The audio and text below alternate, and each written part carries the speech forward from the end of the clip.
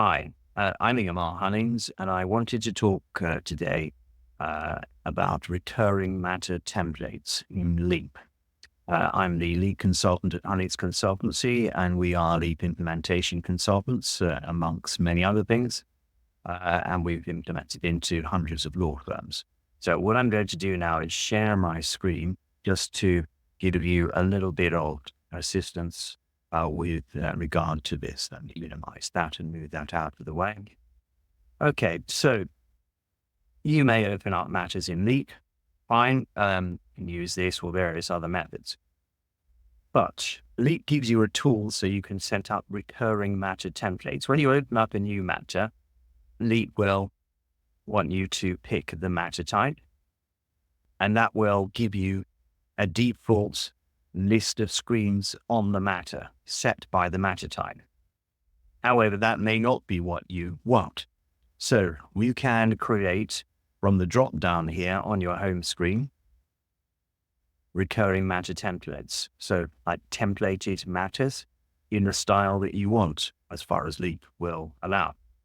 So you can see I've got some here. And so I could open up a matter that way or that way or that way, and it would have a layout and options which I've determined rather than what Leap gives you automatically for a particular matter type. Recurring matter templates. So here we go. You can see them in here. And to create a new one, so let me create, I don't know, what shall I do? A leave to remain. Speaking something up here, new. And I'm going to say leave to remain. Okay. And now I would need to pick the appropriate matter type. So we have leave to remain in here.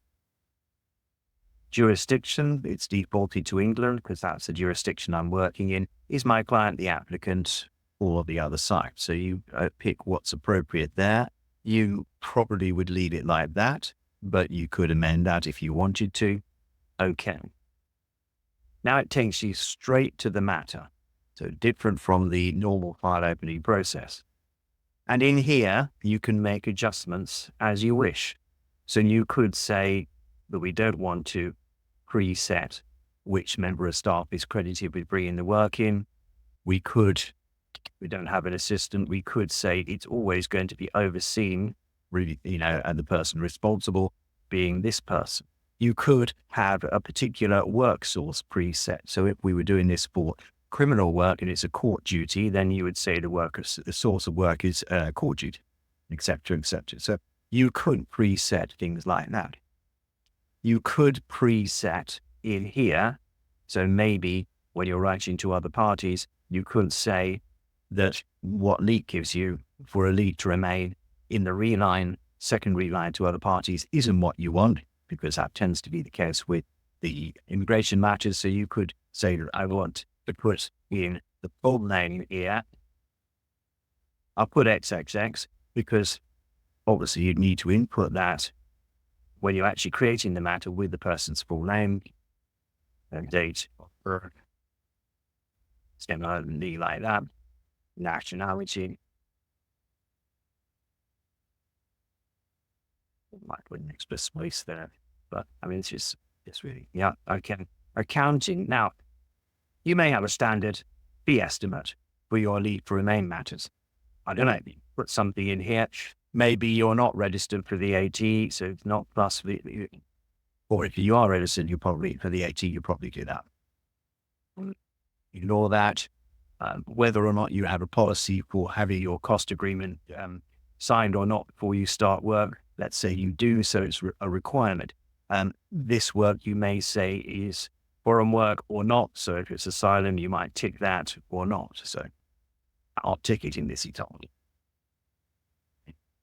So that's being saved into the template. Okay. You can't put the applicant in because it's a template. You'll have to do that when you open it up from here.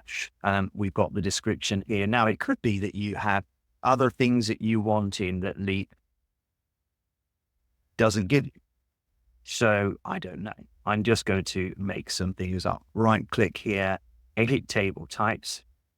Is there anything that Leap puts in here that you think you would want to see? So this is what it gives you automatically for this matter type. Let's say we always want the employer to show. Let's say we also want, I don't know, I'm not an immigration lawyer, so I'm picking things fairly much at random here. Let's say you want a witness and a general practitioner always to show on there so you can get medical records. I don't know. So I've added those into here and they will then always show. And I just changed the order because I want that to show up here. They'll always show then on this recurring matter template. Perhaps I want to have some folders already in here. So let's put evidence as a folder. Let's put, I don't know, clients onboarding, a folder for your AML, identity checks, things like that, like signed client care letter, all this stuff. So I'm just making up some examples so you can see this in here. All right. You could be, you say, look, I actually want to have one or two precedents already in here so I don't have to go and find them. I can run them from here. Why not? There's an idea. But having modified this to how you want it to be different from the layout that Lead gives you automatically, then save and close. And we have the lead to remain matter showing in here. In fact, I don't like the fact it's got a dash here. So let me right click and I can modify. I could rename. So it's not the name that needs to change. It's actually modifying something in here. And you can see I could use that as a template to create another thing, another recurring matter if I want to. But let's modify this because that dash there, lead to remain. Why have I got a dash in there? So let me just make sure that there's nothing in there. Try that. Enter a description. That's not helpful. Okay. Just puzzled as to why we got that in there. Okay, well, it's not the end of the world. So we've got that in our drop-down list. Now, the lead to remain one. Now, if I wanted to open up a new matter now, I could do it in the usual way in here and such like, but that will give me my default or Leap's default structure. Okay, so let me just run this through just so you can see and bother with all of this stuff here. It's just so that I can get something, get Mickey Mouse in here.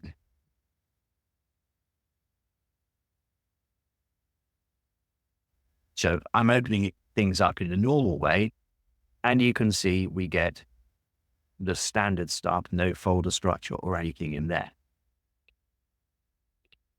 But if I were then to open it up through my recurring leave to remain matter,